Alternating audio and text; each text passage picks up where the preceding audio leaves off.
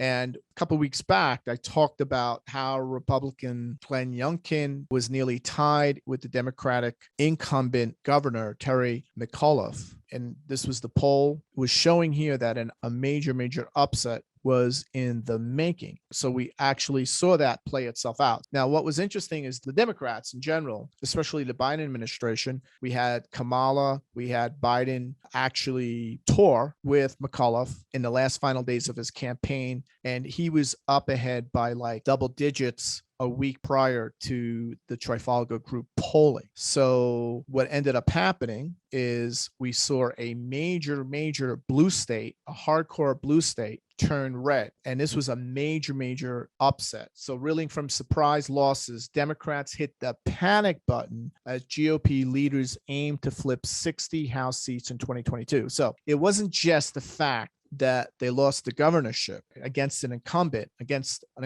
who has been there for over a decade and who was actually a best friend of Bill Clinton, a person who's very close to the Biden administration. We're talking about the state went red in terms of Virginia House of Delegates. So the red here, what you see is the flips, the blue is the holds, and the dark R's are the holds. So you're seeing big chunks, big centers of the state actually flipped. This is unheard of. And this is like equivalent to a political earthquake. So Youngkin, who was the Republican, Glenn Youngkin's triumph in the Virginia governor's race, turning the state red after 12 years of it being deep blue, is a triple defeat for Democrats. It's a political catastrophe. It was also a crushing repudiation, if you will, of Biden by voters who, in frustration at Biden's incompetence, but also at Biden's dishonesty, based on the exit polls that were occurring in Virginia on that night, the exit polls showed that incompetence and dishonesty was the dominant theme. For Biden essentially was voted in by Virginia voters to be essentially a centrist, moderate Democrat. And what he's now doing, he's governing as a socialist sock puppet after he ran on a centralist platform. Right. So basically what has happened, according to Virginia voters, not from me, this is from the exit polls from the Virginia voters who normally vote Democrat and have voted Republican. And that had to do with the fact that the governor was basically pushing down, without question, Biden's mandates, Biden's policies, Biden's economics. And this was a repudiation of Biden via proxy through this election, because Biden has essentially caved in to Bernie Sanders, the squad, right? And basically we're seeing a major collapse of this type of platform from this socialist platform. So here's my prediction. You're going to see a lot of finger pointing, since even with Trump largely silenced thanks to the social media blackout, the Democrats still couldn't manage to win a solid victory in a year-off vote. So this is a major reason why this happened. So the point of this is not to talk about Virginia and Virginia voters. The emphasis comes down to essentially this. Democrats are increasingly worried about their chances of hanging on their extremely slim congressional majority after what just happened. So this is why this is happening. See, here's a reminder of what's happening. Biden's numbers are crashing.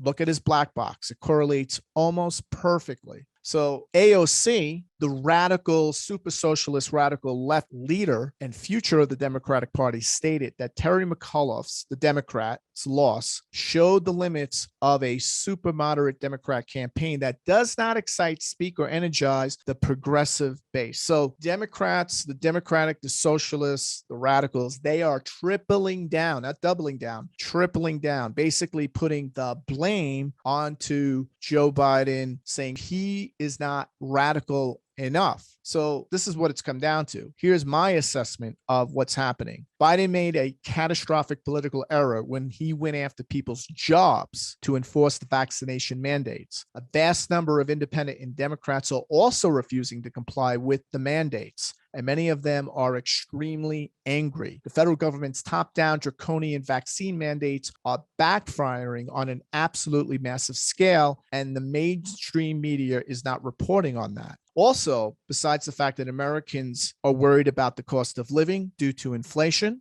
they're annoyed that the price of gasoline has become so painful. They're frustrated with the worst supply chain crisis in history to date. And many Americans are still fuming about the debacle in Afghanistan and how we exited it. And they're exasperated about the crisis on the southern border that continues to escalate and intensify. And many Americans are worried about the cost of living due to out of control inflation that is now hitting them, including the rising in rents, right? The dramatic rise in rents, the dramatic rise in housing, the dramatic rise in cars, the dramatic rise in everything. On top of this, look at this. How do you think Joe Biden is handling his presidency? We're seeing a 58.4% disapproval rating. So we're seeing the great schism intensifying. A majority of the Trump vote is now in favor of seceding from the union. Now, I brought that out a couple of weeks back when we were talking about what could possibly happen in Virginia. And not to mention the fact that the governor of New Jersey almost lost the race